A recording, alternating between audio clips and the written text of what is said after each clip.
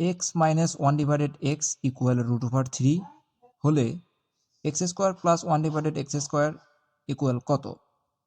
ক নম্বর অপশনে দেওয়া আছে 5, খ নম্বর অপশনে দেওয়া আছে 1, গ নম্বর অপশনে দেওয়া আছে 11, ঘ নম্বর অপশনে দেওয়া আছে 7। চলুন আমরা সমাধান নির্ণয় করি। দেওয়া আছে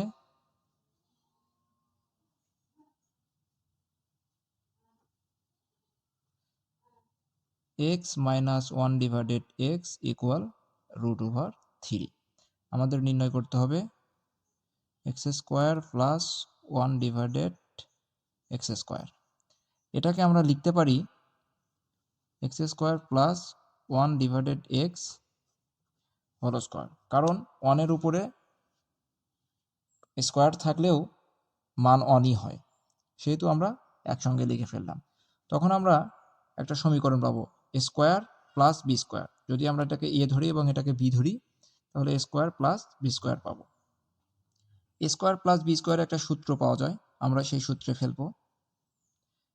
স্কোয়ার প্লাস বি স্কোয়ারের একটা বর্গের মান নির্ণয়ের সূত্র হলো a minus b whole square plus 2ab।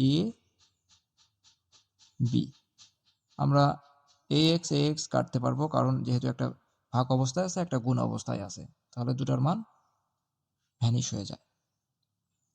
তাহলে এটার মান আমরা কত পারবো? √3 লিখতে পারবো, স্কোয়ার প্লাস 2। আমরা জানি স্কোয়ার করলে √, উঠে যায়, তাহলে পাবো 3 প্লাস 2 ইকুয়াল 5। তাহলে আমাদের অ্যান্সার কত?